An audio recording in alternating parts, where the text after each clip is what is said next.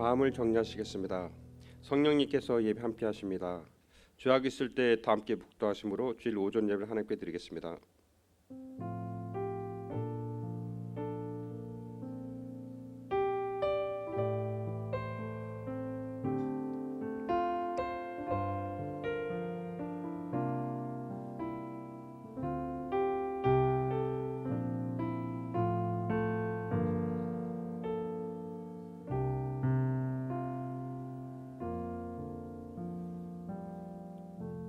여호와의 눈은 의인을 향하시고 그 귀는 저희 부르짖음의 귀를 기울이시는도다. 의인이 외치며 여호와께서 들으시고 저희의 모든 환난에서 건지셨도다. 하나님의 영신이 예배하는 자는 신령과 진정으로 예배할지니라. 창조주 되시며 역사의 주이신 주 여호와 하나님, 죄와 사망에서 우리를 건지신 주 예수 그리스도의 구속 은총을 길이 찬양하고 오늘도 살아계시며 우리를 부르시며 성결케 하옵시는 주를 찬송합나이다. 성부 성자 성령의 하나님, 세세무토록 영광을 받아 주옵소서. 전능하신 하나님, 오늘 거룩한 성일을 맞이하여 주님 전에 나와서 주님께 예배드려 주게 주신 은혜를 진심으로 감사합니다. 이 시간에 저희 마음을 정결하게 하옵시고 몸과 마음과 뜻과 정성을 다하여 하나님께 신령과 진정으로 예배드리길 원합니다. 저희의 예배를 받아 주옵소서. 거룩하신 예수님 이름으로 기도드립니다. 아멘. 모두 자리에서 일어나셔서 찬송 31장 부르겠습니다.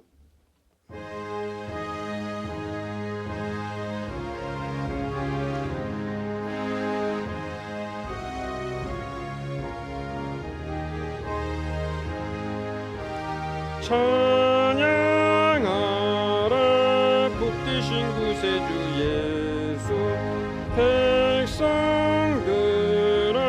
사랑을 전하세. 경배하라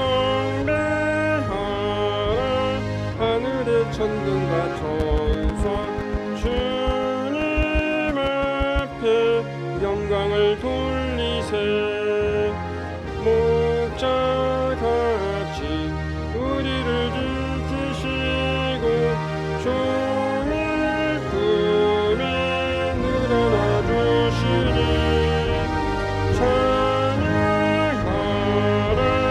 높으신 권세를 찬양 찬양 찬양 영원히 드리세. 찬양하라 복되신 구세주 예수, 우리 대신 죽임을 당한데 구주 예수 영원한 구원의 소망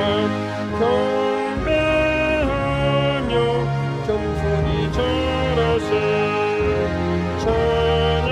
찬양하라 우리 주 예수, 그의 사랑 한없이 크셔라. 찬양하라 높으신 권세를 찬양 찬양 찬양 영원히 드리세.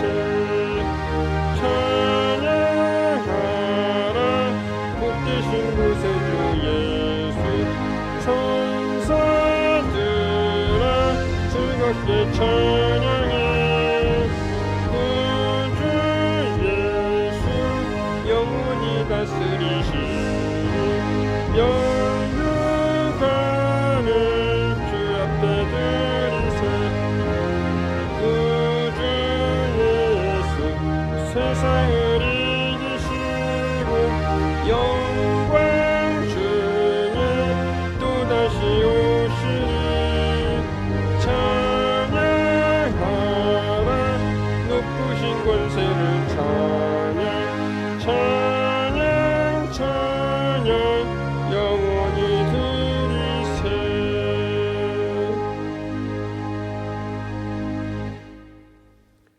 성시 교독 읽겠습니다. 교독문 25번 시편 47편입니다.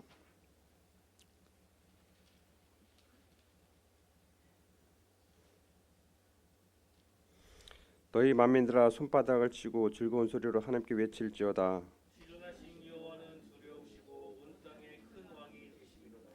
여호와께서 만민을 우리에게 나라들을 우리 발 아래 복종하게 하시며 우리를 위하여 기업을 택하시다니 곧 사랑하신 야곱의 영혼이로다. 하나님께서 즐거운 함성 중에 올라가시며 여호와께서 나팔 소리 중에 올라가시도다.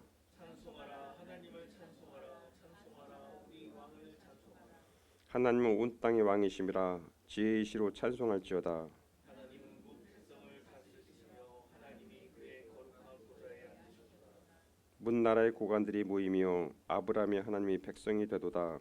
세상의 모든 방패는 하나님의 것이며 그는 높임을 받으시리라. 다 함께 사도신경으로 신앙 고백을 드리겠습니다.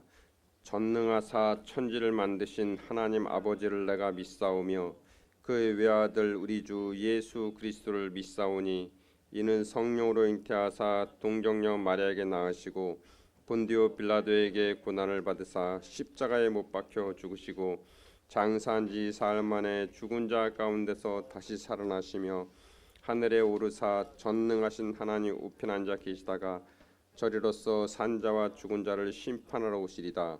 성령을 믿사오며 거룩한 공예와 성도가 서로 교통하는 것과 죄를 사하여 주시는 것과 몸이 다시 사는 것과 영원히 사는 것을 믿사옵나이다.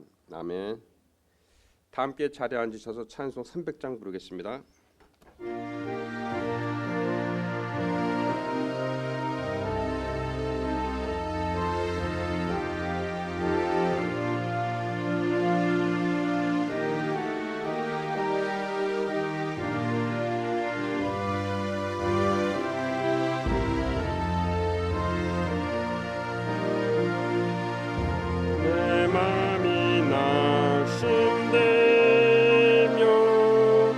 그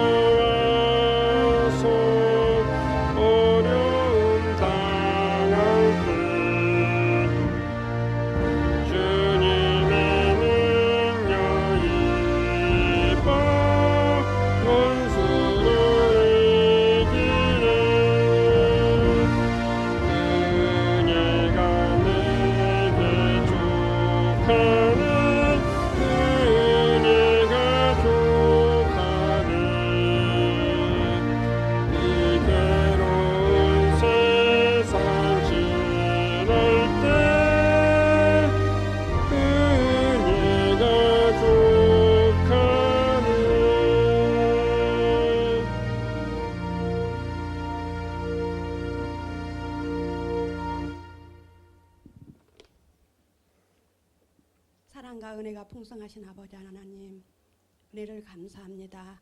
한 주간 동안도 저희들 알고도 지은 죄 모르고도 지은 죄가 너무나 많사오니 우리 하나님은 늘 사랑해 주시고 축복하여 주셔서 늘 저희들이 주저앉고 싶지만은 늘 넘어지고 싶지만은 저희들을 늘 위로해 주시고 사랑해 주신 아버지 하나님 감사합니다. 저희들을 그만하고 자만하고 아버지 인간으로서는 볼 수 없는 저희들의 심령을 변화시켜 주시고 인도하여 주시옵소서. 하나님 이 시간도 목사님을 통하여 말씀 내려주신 그 말씀에 은혜 받고 힘 주시고 아버지 더욱더 도전할 수 있도록 힘과 능력과 믿음을 더하여 주시기를 간절히 바라곤 합니다. 사랑하는 교회에 주님 함께하여 주시고 더욱더 평안함과 서로 아버지 교제하며 서로 사랑하는 아버지 재단되게 도와주시고 인도하여 주시옵소서. 사랑하는 목사님 영가육이 강건케 하시고 아버지 더욱더 목사님 아버지 말씀 전하실 때 성령의 두루마기를 입혀주셔서 그 말씀으로 인하여 저희들이 변화받게 하시고 도전할 수 있도록 도와주세요. 예수 그리스도 이름으로 간절히 기도드립니다. 아멘.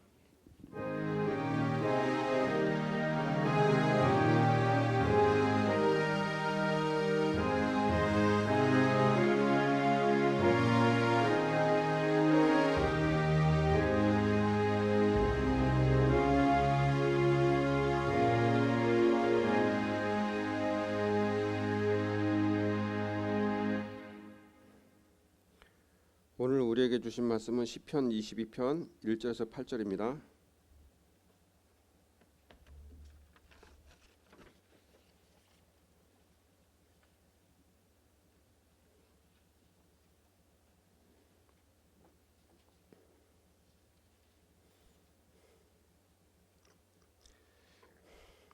내 하나님이여 내 하나님이여 어찌 나를 버리셨나이까.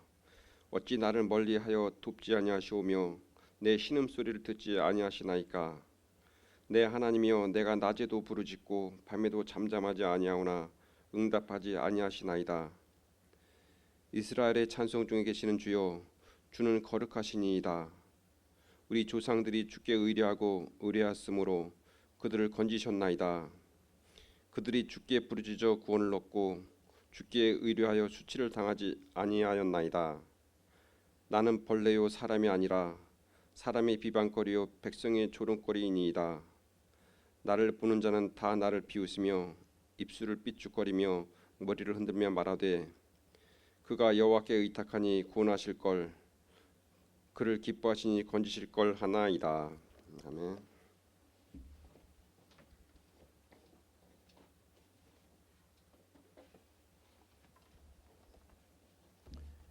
하겠습니다. 하나님, 우리는 우둔하고 미련하고 연약해서 이 현실을, 이 노릇을 어찌해야 하나 그런 답답함과 낙심이 저희들에게 있습니다. 오늘 말씀을 들으면서 우리가 어떤 마음으로 어떻게 해야 할지를 다시금 발견하고 확인하고 일어설 수 있도록 성령님 도와주시길 원합니다. 우리의 귀를 열어주시고 마음을 열어주시고 말씀하여 주옵소서. 예수님 이름으로 기도하옵나이다. 아멘. 여러분 잘 아시는 빈센트 반 고흐라는 화가는요, 살아생전에는요 누구한테도 환영받지를 못했던 사람입니다. 사실 그의 화풍이라는 게 말이죠, 그런 처음부터 그림 공부를 한 사람이 아니기 때문에 대생이나 이런 걸 그런 기초 수업이 안 돼 있거든요. 그러니까 터치가 이제 거칠 수밖에 없고 그런데 전문가들이 볼 때는 야 이게 그림이냐 막 이렇게 된 거예요. 화풍이 다른 사람과 다르니까 사람들이 뭐 동생이 형 그림 그려봐 해서 시작은 했는데 이 사람들이 말이죠, 이 그림을 평가를 안 해주는 거예요. 그래서 그는 외로웠고 또 냉대를 받으면서 그림이 안 팔리니까 그 가난을 견디지 못해서 우울증이 오고 막 그래서 견디다 못해서 자살을 시도하기도 하고 막 그랬어요. 그러다가 그는 죽었는데요. 그래서 그의 그림은 그냥 그렇게 묻혀버리고 사라져버릴 줄 알았습니다. 그런데 그가 죽고 나서 13년 후에 그의 동생도 그가 형이 죽고 나서 동생이 지원자였는데 따라 죽었어요. 그런데 그 동생의 아내인 지수 씨가 고흐의 그림을 가치를 알고 자기 아들하고 같이 그 그림을 소장하고 있다가 15년 후에 유적전을 열은 거예요. 당신들 다시 한번 와서 다시 한번 봐라. 그래서 유적전을 열었는데 사람들이 와서 보고 깜짝 놀라면 아니 세상에 이런 그림이 있을까? 어떻게 이런 대단한 그림이 있었는가? 그러나 그 그림을 그린 사람은 이미 사라지고 없어. 고흐는요, 이 살아생전에 사실은 그 철저한 고립의 세월 속에서 고립돼 있으니까 다른 거 뭐 볼 게 없어. 자기의 예술혼을, 뜨거운 예술혼을 작품에 그냥 갈아넣은 거예요. 미친 듯이 그린 거야. 그림 그리는데 미친 듯이 몰두한 거예요. 사람들이 나를 안 봐주니까 그림만 보고 그냥 거기에 몰두했던 거예요. 그러니까 누구도 흉내낼 수 없는 명작이 거기서 나오는 거죠. 다른 사람들도 그렇습니다. 보면은 뭐 모딜리네 같은 사람도 그렇습니다. 이 사람은 아주 미남이었습니다. 뭐 하여튼 그런데 이 사람도요. 이 사람의 묘비에 보면 이렇게 쓰여져 있다고 그래요. 이제 바로 영광을 차지하려는 순간 죽음이 그를 데려가다 이렇게 써 있다는 거예요. 이 얘기는 뭐예요? 그가 살아생전에는 사람들에게 인정을 받지 못했다는 거죠. 인정받으려고 하는 순간 죽었다 그런 얘기예요. 그는 살아생전에 화단의 인정을 받지는 못했습니다. 그 화풍이 사람들이 볼 땐 낯설은 거예요. 이 사람도 가난에 시달렸어요. 심지어는요, 사람들이 나를 외면할 뿐만 아니라 처가에서도 나를 왕따를 시키는 거야. 나 가난하다고 아내를 데려가 버렸어. 데려다가 감금을 시킨 거예요. 낙심해서 이 사람은 그냥 병으로 죽고 마는데 마음이 중요한 거잖아요. 하여튼 죽었어. 그러니까 그 아내는요, 그 소식을 듣고 만삭의 몸으로 자기 친정에서 6층 집에서 뛰어내려서 투신하고 부부가 그렇게 비극적인 치유를 맞이했습니다. 죽은 다음에 비로소 이제 그 같은 묘에 이렇게 묻어줬다고 그래요. 어쨌든 인정받지 못한 화가는 그 인생의 비극으로 막을 내리고 그냥 끝난 줄 알았어요. 그런데 95년 후에 돌연히 반전이 일어나기 시작합니다.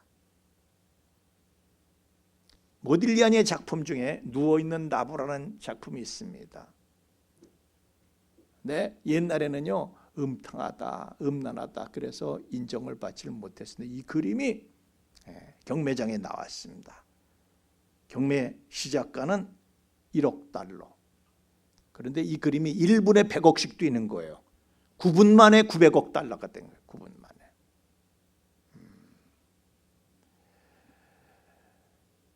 지금 한국 돈으로 치면요, 그게 한 1972억에 낙찰이 된 거라는 거예요. 우리가 놀랄 수 없는 거는 실감할 수 없는 액수이기 때문에 그런 거예요. 하여튼 경매장에서 최고가를 경신했습니다. 어떻게 그런 위대한 작품이 나왔을까? 그거는 생전에 아무도 나를 봐주지를 않아. 그러니까 이 모딜리아니는요, 동물적인 열광으로 신들린 사람처럼 작업에 몰두했었다는 거예요. 그러니까 위대한 창의성이 쏟아부어지는 거죠. 고립된 시간 속에서, 고립 속에서. 그러니까 그의 위대한 작품들은 고립의 산물이었던 것입니다. 사람들한테 환영받았다면 그런 작품이 나올 수가 없었던 것이죠. 아브라함은요, 그의 고향에서는, 갈대아 우르에서는 그래도 방귀깨나 뀌는 집안 아들이야. 가는 데마다 다 인정받고 환영받아. 지 아버지가요, 그때 당시는 그냥 지금하고 달라서 얼마나 미신이 횡행하고 그럽니까? 근데 아버지 데라는 우상 제작해서 판매하는 사람이야. 그러니까요, 사람들이 그 앞에 와서 전부 그냥 머리를 숙이고 하여튼 폼 잡고 살았어요, 거기서. 근데 하나님께서, 야, 폼 잡고 사는 환경 속에서 무슨 믿음이 되겠냐? 너 나와라. 내가 네게 지시할 땅으로 가야 된다. 나와 인마. 그래가지고요, 네 고향과 친척과 아버지 집을 떠나서 내가 가라는 대로 가. 그래서 떠납니다. 대우받았습니까? 아닙니다. 하나님께서는 대우받는 걸 홀딱 벗겨버리신 거예요. 가는 데마다 개무시당하는 거예요. 고향 산천을 뒤에 두고 떠나서 집시처럼 떠돌이 삶을 사는데 너무 비참한 거예요. 창세기 14장 13절에 보면 아브라함에게 말이죠, 히브리인이라는, 히브리 사람 아브라함에게 알리지, 히브리인이라는 호칭이 있습니다. 이 히브리인은요, 강 건넌 놈, 그 소리야. 강 건넌 놈. 여기 사람이 아니다 이거예요. 낯선 놈, 강 건너에서 온 놈, 아유 떠들이 들깨 같은 놈, 그런 소리인 거예요. 가나안 땅에서도 정착하며 사는데 그 소리를 듣고요, 뭐 애굽에 갔을 때도 그 애굽 왕 바로의 간교한 아주 개교에 의해서 지 아내를 뺏기고 거기서 일족이 다 고립을 당합니다. 하여튼 뭐 그래서 다시 이제 뭐 가나안 땅으로 왔는데, 하여튼 평생을요 그는 냉대받은 고립의 삶을 살았어요. 뭐 지 고향인가 뭐 거기가 뭐 연고가 있어요 말이지. 근데 놀라운 것은 그런 고립의 환경 가운데서 하나님께서는 그를 아브람에서 아브라함으로 만드셨다는 거예요. 아브람, 위대한 아버지라는 뜻이고, 아브라함은 열국의 아버지라는 뜻이에요. 그래서 그를 아브라함이 돼가지고 오늘날 열국이 인정하는 영적인 거인이 된 거예요. 그런 환경 속에서 그런 숙성이 돼가지고 믿음이 숙성돼서, 그래서 아브라함을요, 기독교에서도 아브라함을 쳐주고 믿음의 조상이다. 유대교에서도 쳐주고 이 이슬람교에서도 아브라함을 최고로 쳐주고 열국의 아버지가 됩니다. 자, 이스라엘의 조상 야곱은 어떻습니까? 그 사람도 그래요. 장자권을 사모해서 이거 축복받으면 좋겠지. 걔 장자권을 얻고 자기가 축복을 받고 그랬지만은 바단 아람으로 도망갈 수밖에 없는 신세가 됩니다.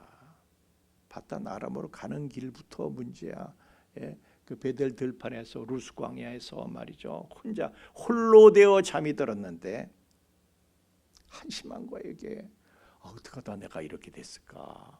그런데 그 밤에 그는 하나님을 만나게 되는 충격적인 체험을 하게 됩니다.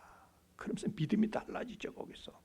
그래서 바단 아람 자기 외삼촌 집에 가가지고 왕따 당하고 그 처남들도요 얼마나 눈총을 주고 장인도 그렇고 아주 다 베껴 먹으려고 그러는데 하나님이 봐주셔서 당하지는 않았지만은 하여튼 그렇게 고립의 삶을 사는 거예요. 왕따를 계속 왕따 당하다가 하나님께서 야, 너 떠나 거기 떠나서 다시 언약의 땅으로 들어와라. 그러고 가는데요. 아니 가는 길도 쉽지가 않은 거야. 환영받는 길을 갑니까? 지 형은 지를 죽인다고 난리고. 예, 고향으로 가는 길에 야복 강가에서 또 홀로 됩니다. 그래서 거기서도요 천사와 씨름을 하면서 하나님과 독대하게 됐죠. 하나님과 독대하는 가운데 그는 이스라엘이라는 이름을 얻습니다. 독대가 중요한 거예요. 독대가 하나님을 독대하는 거. 여러분도 하나님을 독대하는 시간이 있어야 할 줄로 믿습니다. 믿음이 달라지는 거예요. 그렇게 믿음이 달라지는 거예요. 그래도 그 환영받지 못하는 거예요. 세겜 땅에서 가나안 땅에 가서도 그냥 몰살당할 뻔했어. 그 지방 사람들한테. 하여튼 막 그렇게 살다가 나중에 말년은요 130세 이후에는 말년은 17년을 저 애굽에 가서 살게 되는데 거기서도요 고센 땅이라고 해서 나일강의 저 하류의 그 나일 델타 그 지역에서 애굽 사람들은 거기 가지도 않아. 발걸음도 안 해. 거기서 고립된 삶을 살다가 이제 일생을 마쳤는데, 그런데 하나님께서는요 그런 고립된 환경 속에서 그 사람을 야곱에서 이스라엘로 숙성시키신 거예요.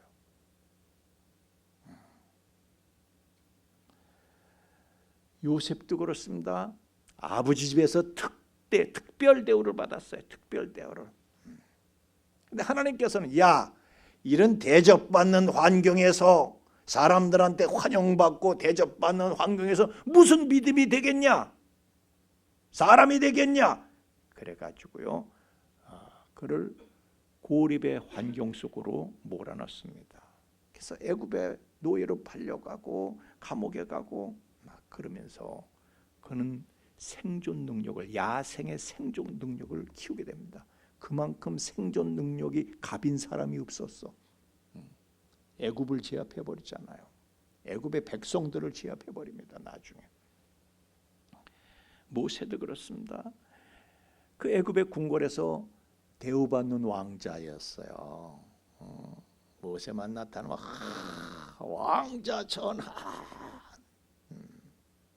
그러나 하나님께서는 야, 너 내일 좀 해야 되는데, 그러면 사람이 큰 사람이 돼야 되는데 이렇게 대접받는 사람, 대접받는 환경에서 네가 무슨 큰 믿음, 큰 그릇이 되겠냐 너가? 무슨 사명자가 되겠냐 너가? 하나님께서는요 그를 끌어내서 미디안 광야에 던지십니다. 그래서 거기서 고립된 상황 속에서 냉대와 고립을 받으면서 그 참기 힘든 환경에서 자기 백성을 이끌 수 있는 리더십을 배양하게 됩니다. 40년 동안 자기 백성들을 광야에서 이끌면서, 그것도 모세는요 백성들의 환영받은 게 아니야. 다 백성들이 모세를 왕따시키는 거예요. 한결같이. 미칠 지경이지. 그런데 그걸 견딜 수 있는 야생의 믿음을 그는 미디안 광야 40년 동안 기를 수가 있었던 거예요. 또 여호수아 갈렙도 그렇습니다. 이스라엘 백성들 애굽에서 나왔어. 그래서 가데스 바네에 이르렀는데 거기에서 두 사람이 완전히 왕따 당합니다. 거기서 왕따 당하고 그 이후로도 계속 왕따 당했겠죠. 그렇죠? 가나안 땅에 들어가기까지 왕따를 당했겠지. 두 사람은. 저놈들은 저건 이상한 놈들이야 저거. 이스라엘 60만 온 백성이 다 말이죠. 모세를 반대하고 여호수아 갈렙한테 돌 들어 쳐 죽이려고 그랬다고요. 그런데 하나님께서는요, 고립된 그들을 통해서 정복 전쟁을 치르게 하시고 가나안 정복 전쟁의 영웅이 되게 하셨습니다. 주역으로 그들을 사용하셨던 거예요. 우리 욥 이야기를 알고 있습니다. 욥이 얼마나 환영받던 사람입니까? 부자였는데, 그런데 친구들도 많고, 그런데요, 욥이 망하니까 친구도 떠나고 심지어 아내까지도 떠나고 완전히 혼자가 됩니다. 그러나 그런 극한의 고독 속에서 그는 하나님을 독대하게 됩니다. 그래서 그의 믿음은 정금같이 나오는 욥기 23장 10절에 보면은 그는 그 고립의 시간 속에서 단련을 받고 내가 순금같이 된다. 또 욥기 42장 5절에서는 그의 믿음은요, 옛날에는 주께 대해서 귀로 듣기만 하던 수준이었는데 이제는 눈으로 주를 배우는 그런 수준으로까지 격상이 된 거예요. 다 하나님께서는 그렇게 해서 숙성시키시는 거예요. 엘리야도 그렇습니다. 엘리야도요, 지 나라 왕한테, 아합 왕한테, 부부한테 그 따위로 믿어가지고 어떻게 되겠느냐? 이거 하나님의 심판이 있다고 하나님의 심판을 선언합니다. 그러니까 정부의 반발을 사가지고 왕따를 당해가지고 도망을 가서 광야로 도망을 가는데 그 철저히 고립된 속에서 그는 하나님을 독대하고 하나님의 이적을 매일매일 체험합니다. 하나님의 이적을. 그러면서 믿음의 야성을 길러가지고 나중에 바알 제사장들과 영적인 대결을 벌이는데 압도적인 승리를 거두고 그는 역사의 레전드가 됩니다. 다윗도 그렇습니다. 그는 유다 지파 저 베들레헴 사람 이세의 8 중에 막내로 태어났어요. 막내면은 집안에서 귀여움받고 사랑받고 그래야지 마땅한데 이 사람은 들판으로 내쳐졌어. 천덕꾸러기 치고랐고 양을 방목하는 들로 보내져서 혼자 생활하면서 자랍니다. 그 당시에 그렇게 양을 돌보는 일은요, 힘든 일이에요. 고된 일이에요. 천한 일이에요. 그래서 저 하인들한테나 시켜. 다 안 하려고 그러고 하인들한테나 시켜. 그래서 다윗은 그렇게 집에서 하인 취급을 받을 만큼 왕따를 당하고 나중에 사무엘 선지자가 그 이세 아들들 중에서 왕을 세우려고 하는데 다윗은요, 언급조차도 안 해. 그 아버지가 사람 취급을 안 해. 아들 취급을 안 해. 그렇게 왕따를 당하고 무시를 당하고 이렇게 하여튼 이런저런 사연 가지고 또 장가를 갔어. 그런데 장가를 갔는데 장인 어른이 또 나를 반국가 사법으로 몰아가지고 또 왕따를 시키네 이게.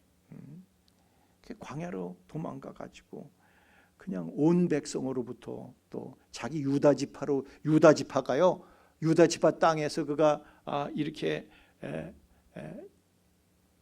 그 땅에서 피신 도피 생활을 했는데 자기 지파 사람들이 신고를 하는 거야. 사울왕은 베냐민인데 거기 가가지고 신고를 하는 거야. 지파도 다른데 그러니까 서구왕따 당하면서 고립의 시간 갔습니다. 그러나 그 고립의 시간에 다윗은요, 사람 볼 거 없다, 하나님만 바라보자, 하나님을 독대하는 시간을 갖게 됩니다. 그래서 자기의 마음속에 있는 근원적인 질문들을 하나님 앞에 그냥 불타는 그 근원적인 질문을 하나님께 쏟아내고 자기 내면을 성찰하고 그러면서 믿음의 야성을 기르게 됩니다. 어떤 상황에서도 하나님을 찬양하고 기뻐할 수 있는 그런 믿음을 갖게 되고, 그래서 하나님께서는요, 다윗의 고립을 통해서 그의 내면과 믿음을 숙성시키시는 창조적인 활동을 하나님께서는 하신 것이다. 이스라엘 민족을 봐도 그렇습니다. 그들은요 애굽의 고센 땅에서도 완전히 고립된 생활을 했고 광야로 나와서도 완전히 고립된 처지죠. 누가 그들을 봐줘요? 나 아니면 나를 봐줄 사람이 없어. 또 나중에 나라를 세운 다음에도 또 바벨론으로 포로로 끌려가서 완전히 고립된 생활을 하는 거예요. 나중에는요 저 로마의 타이터스 장군한테 다시 돌아왔지만은 로마의 타이터스 장군에 쫓겨가지고 그들은 세계 각처로 흩어집니다. 세계 각처에 흩어져서 떠돌이 집시처럼 정말 유랑 생활을 하는데요. 그들은 게토라고 해서 자기네끼리만의 부족, 자기네 그 사람들은 혈통을 보존하는 게 우리나라 민족처럼 말이죠. 혈통 보존을 하는 그런 정신이 강해. 그래서 자기네끼리 집단촌을 이렇게 만들면요, 그 게토라고 불렀어요. 그냥 두질 않아. 유럽 사람들이 그냥 수시로 쳐들어가서 불을 지르고 그냥 하여튼 그 약탈을 하고 말도 못했어요. 그런데 그들은 그 고립의 세월을 통해서 야성을 길르게 됩니다. 그래가지고 지금은요 그 몇 안 되는 이스라엘 사람들이 소수민족인데도 전 세계를 쥐락펴락하는 최강자로 지금 군림하고 있습니다. 하나님은 고립의 세월 속에서 그들의 잠재력을 배양시켜 주신 것이죠. 하여튼 고립은요 힘든 시간이죠. 기분도 껄쩍지근하고 그잖아요. 불쾌하고. 그러나 하나님께서는 그 시간을 통해서 그 사람을 숙성시켜 나가시는 거예요. 하나님은 창조 역사를 이루어 가시는 거예요. 오늘도 하나님께서는 고립의 장소에서 당신께서 숙성시켜 주셔야 될 자를 기다리고 계시는 것입니다. 하여튼 그 고립 속에서 하나님의 창조 역사가 일어납니다. 신기한 일입니다. 여러분 성경에 보면 희한한 게 나와요. 이 고라의 후손들 얘기인데 세상에 하나님께서 도저히 용납하실 수 없는 쓰레기가 바로 고라였어요. 그런 고하 자손인데 대단한 거 아니에요? 그런데 아주 기고만장해져 가지고 출애굽할 때 보면 민수기 16장 3절에 보면 말이죠. 이 모세하고 아론한테 야 하나님이 너희들만 높이셨냐? 왜 너희들만 해먹으려고 그래? 제사장을 너희들만 해먹는 거야? 이러고 모세와 아론한테 반기를 들게 됩니다. 이 시기질투 때문에 그런 거. 하여튼 시기질투가 문제야. 여러분 시기질투는 꿈에서라도 버릴 수 있기를 예수님 이름으로 축원합니다. 시기질투가 나서 백성들을 그냥 선동을 해가지고 하나님의 사람들을 대적을 하고 하나님의 진노를 사서 그냥 땅이 갈라져서 그 무리를 삼켜버렸어. 고라와 다단과 아비람과 온 이런 사람들을 다 그 사람들이 전부 다요. 누구는 뭐 르벤 지파야, 그러니까 장자 지파야. 혈통상으로. 그러니까 이 사람들이 아주 자기네들이 뭐나 된 줄 알고 말이죠. 하여튼 이 교만이 문제인 거, 교만이. 하나님께서 그들을 그냥 처단을 해버리셨는데 그 반란의 수기였던 그 고라 후손들은 하나님이 살리셔가지고요.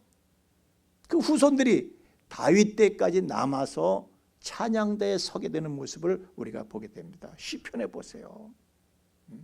그 사람들은 470년을 고립받은 그런 생활을 해서 왕따 당하고 고립받은 생활을 하면서 그 가운데서 그들의 영성이 그저 가슴을 치면서 하나님 앞에 회개하고 그러는 가운데 그들의 영성이 순화되고 또 심화되고 그래서 여러분들이 보시면은 그 고라의 후손들이요 다윗 다음으로 많은 찬양곡을 남기게 된 것을 볼 수가 있습니다.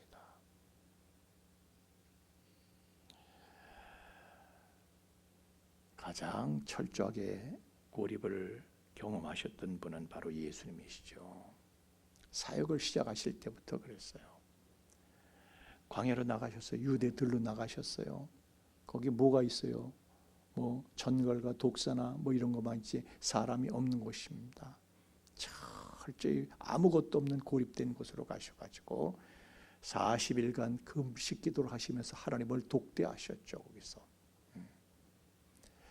그 후에 그분께서 사역을 하시는 중에도요, 사람들이 왕따를 시켰어. 그래서 자기 땅에 오면 자기 백성 영접지 아니했대. 그러니까 예수님을요 우습게 보고 지구를 떠나거라 그러고요, 은 30냥에 몸값을 치르고 지구를 떠나거라 그러고 십자가에 처형을 시켜버렸어. 그 당시 로마가 전 세계를 대표하는 나라였는데 객값으로도 쳐주지라는 거예요. 그분의 몸값을. 그분은 철저히 소외당하고 고립당하셨습니다. 제자들까지도 도망을 가버렸어. 그러나 그분께서는 다시 살아나셔서 그루터기들을 모았어. 그루터기들을. 이사야서의 사상인데 그루터기들, 남은 자들을 모은 거예요. 소수의 남은 자들, 렘난츠, 소수의 남은 자들을 모으셔서 그들을 그리스도의 몸인 교회가 되게 하셨습니다. 그렇지만은 그 그리스도의 몸이라고 해서 그들이 무슨 대우받은 거 아닙니다. 313년 동안이요 극단적인 고립 상태에 빠졌어. 명함을 어디 가서 내밀 수가 없어. 고개를 들고 다닐 수가 없어. 그들이요 예배를 드리고 또 몰래 로마의 공동묘지 밑에 땅굴을 파고 들어가 가지고 카타콤베라고 부르죠. 거기서 대를 이어서 할아버지도 거기서 햇빛 못 보고 돌아가시고 아버지도 그러고 손자도 그러고 그렇게 하면서 철저하게 고립이 돼서, 그러나 그런 가운데서 그리스도의 몸인 교회는 소리 없이 믿음의 야성을 키워서 마침내 서기 380년에 로마를 집어삼킵니다. 로마의 데오도시우스 황제가 말이죠, 기독교를 국교로 선포하고 다른 이방 종교의 모든 제사를 다 몰수하고 교회에다 다 바친 거예요. 그래서 그때부터는 사람 구실하려면 나 예수 믿습니다 이래야지 사람 구실을 할 수가 있는 세상이 된 거예요. 하나님은 사람을 만드실 때 철저한 고립의 상태에서 만드십니다. 여러분이 이 세상에 태어나기 전에 하나님께서 여러분을 만드셨다는 거예요. 이사야서 64장 8절 말씀에 보면 우리는 다 주의 손으로 지으신 바라. 주의 손으로 어디서 지으셨어? 엄마가 나를 만든 게 아니에요. 아버지가 나를 만든 게 아니에요. 엄마의 이 뱃속의 아기 집 속에서 하나님이 나를 다 지으신 거야. 눈썹도 심으시고 콧구멍도 뚫으시고 콧구멍에 콧물이 나게 하시고, 콧구멍에 콧물 안 흐르면요 우린 숨 못 쉬는 거야. 다 하나님이 세밀하게 그분의 손으로 우리 이렇게 만드신 거예요. 근데 엄마 뱃속에서 아무도 손댈 수 없는, 아무도 들어갈 수 없는 엄마 뱃속에서 철저한 고립의 상태에서 하나님은 나를 만드시는 거예요. 그래야지 오직 하나님의 손으로만 지어가실 수가 있죠. 여러분, 큰 사자는요 홀로 사냥합니다. 누구랑 같이 사냥하면 못해. 사냥 그렇죠. 큰 독수리는 홀로 날아갑니다. 하나님은 철저하게 고립 속에서 홀로 창조의 작업을 행하시는 거예요. 어느 유명한 조각가가 있는데 너무 사랑하는 아들이 있었어. 근데 아들이 있을 때는 작업을 안 해. 왜? 애가 너무 이뻐가지고 이놈이 아빠 작업을 했는데 그냥 뭐 막 챙겨를 하는 거야. 그러면 작품을 망쳐. 애가 없는데, 애 없을 때만 홀로 되었을 때만 작업을 하는 거야. 하나님께서도 이 세상을 창조하실 때 사람을 그렇게 사랑하셨지만은 사람을 먼저 만드시질 않았어요. 왜? 사람을 먼저 만드셨으면 아이고 이 하나님이 그냥 눈에 넣어도 아프지 않은 이 사람이 말이죠. 아빠 나 같이 해요. 하나님의 창조자복을 회방하는 것이지. 하나님은 고립의 환경 속에서 홀로 창조의 위대한 역사를 행하시는 분이십니다. 여러분 혹시 고립으로 인한 고통을 받고 계십니까? 돈이 나를 떠나가서 내가 고립되어 있어. 내 자랑했던 것들이 다 떠나가고 나는 고립에 빠졌어. 내 건강도 나를 떠나갔고 사람들도 나를 떠나가고 내가 고립의 상황 속에서 나 어떻게 해야 되나 이런 상황 속에 빠지게 됐다. 그 시간은요 하나님의 창조의 손길이 임하고 있는 시간인 것을 믿으시기를 바랍니다.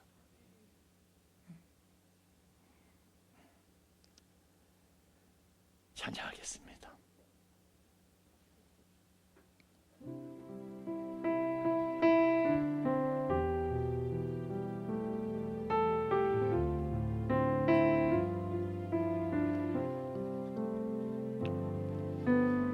아침하게 눈앞 가리듯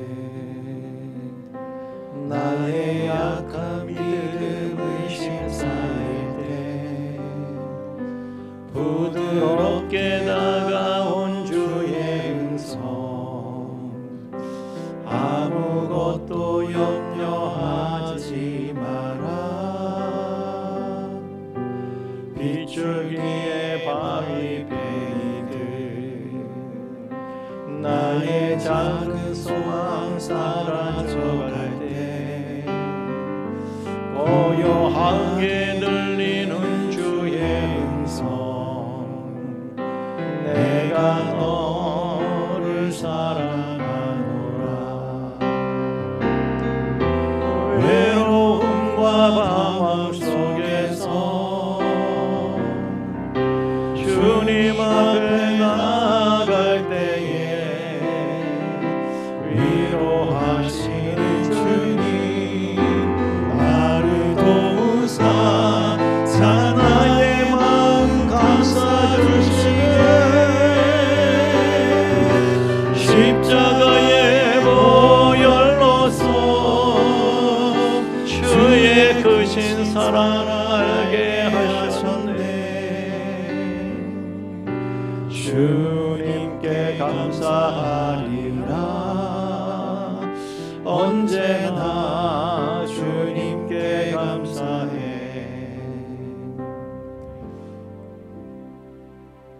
2절은 없어요?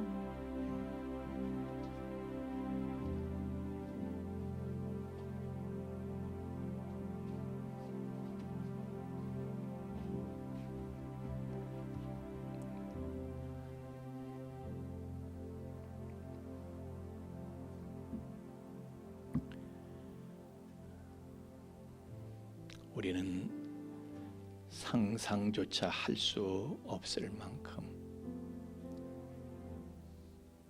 전능하신 우리 하나님, 그 능력이 한량이 없으시고 지혜가 끝이 없으신 우리는 상상조차 할 수 없는 하나님께서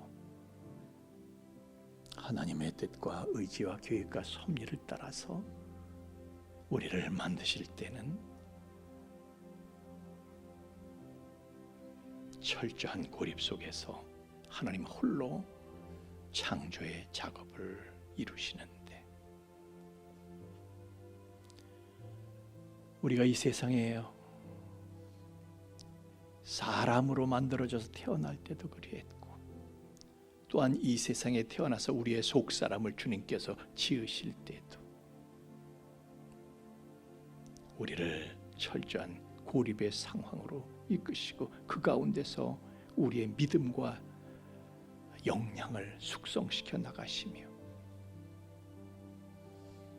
하나님의 꿈을 불어넣어 주시고 비전을 불어넣어 주시고 그것을 감당할 수 있는 믿음의 야성을 숙성시켜 주셔서 어떤 상황 속에서도 하나님을 신뢰하며 찬양하는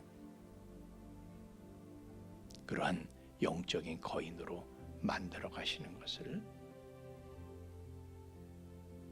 그런 하나님의 방법과 원리를 우리는 다시 한번 복습합니다.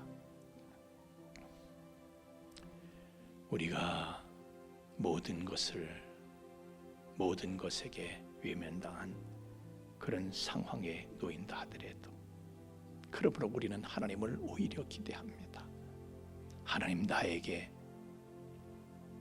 나를 무엇으로 만드시려고 이런 상황으로 나를 몰아오셨는가? 우리는 고립무원의 상황 속에서 오히려 하나님을 기대하며 하나님께서 나를 통해서 이루실 일이 무엇인가를 그려보며 꿈꾸며 상상하며 또한 기대합니다. 우리의 그런 믿음과 소망, 예물에 실어서 하나님 앞에 드립니다. 흠양하시고 연락하시고 새 은혜를 더하여 주시옵소서. 예물이 쓰는 것을 주님 친히 함께 해 주셔서, 하나님은 남은 자를 통해서 하나님의 위대한 일을 다시금 새롭게 시작하시는 분이신 것을 모든 사람들에게 전한 데에 예물이 바르게 효과적으로 쓰여지도록 친히 주관하여 주시옵소서. 감사하며 예수님 이름으로 기도하옵나이다. 아멘.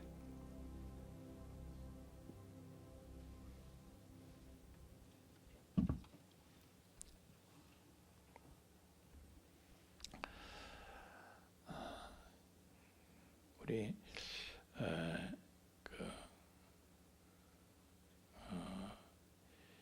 목장 예배를요, 여러분들이 좀 다시 이렇게 수습해서 좀 시작할 수 있기를 바랍니다. 내가 우리 장로님한테도 장로님, 우리 목장 장로님부터 먼저 시작을 하세요. 그래서 우리 그 박성원 집사님, 또 배 목사님, 장로님, 장욱 집사님, 이렇게 여러분들 모아가지고 다시 시작을 좀 하세요. 제가 이렇게 말씀을 드렸는데, 여러분들도 목장 예배 소중한 걸 아시고, 하여튼 우리 이 목자들, 여기 이름 적혀 있잖아요. 목자들 자기네 식구들을 다 챙겨가지고 다시 이 목장 모임을 그냥 만나기만 해도 돼요. 그냥 만나기만 해도, 굳이 4W 예배 이런 거 아니래도, 4W 목장 모임 순서가 있는데 그게 아니래도 그냥 만나서, 요즘 우리 이광용 목사님이 카페를 다시 이제 활성화시키기 위해서 카페를 다시 이제 이렇게 여러 가지로 하여튼 손을 보고 다시 열려고, 재오픈하려고 준비를 하고 있습니다. 그래서 주일날 여러분 교회 오셔서 카페에 올라가서 커피 한잔 하시면서 얼굴 잠깐 보고 가더라도, 하여튼 어떤 식으로든지 목장 모임에 일주일에 한 번씩 이렇게 목장 식구들 서로 얼굴 보고 교제하는 그런 시간이 좀 있기를 바랍니다. 자, 매월 첫 주는 저희 응급제자 훈련 있는 거 여러분 아시고요. 또 환우들을 위해서 기도해 주시도록 여기 이렇게 적어 놓으신 분들은요, 여러분의 기도의 지원이 필요하신 분들입니다. 그렇게 위해서 기도해 주시길 바랍니다. 자, 이제 우리 다 함께 일어나셔서 5장 찬송 부르시고 축도하고 예배 마치겠습니다. 5장 찬송입니다.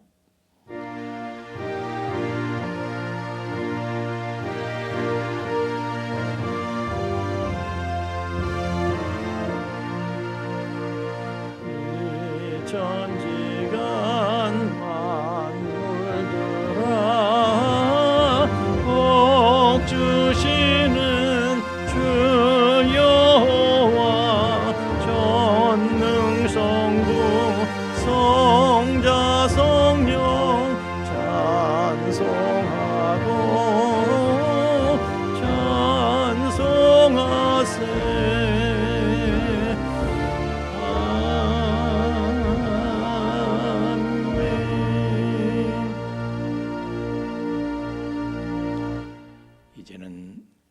죄와 사망의 영원한 불행에서 우리를 건져 주신 우리 주 예수 그리스도의 구속의 은총과 또한 그 사랑을 계속해서 우리에게 계시해 주시는 아버지 하나님의 깊고 거룩하신 사랑하심과 또한 그 사랑을 우리로 하여금 깨닫게 하시고 그 사랑을 누리며 그 안에 영원히 거하게 하시는 성령님의 감화 감동 충만케 하심이 이제 내가 모든 것으로부터 외면당하고 고립무원의 상태에 있다 하더라도 이것은 하나님의 재창조의 역사, 하나님께서 나를 통해서 새롭게 나를 신앙과 역량을 숙성시켜 가시는 새로운 창조의 시간임을 알고 오히려 나를 향하신 하나님의 섭리, 목적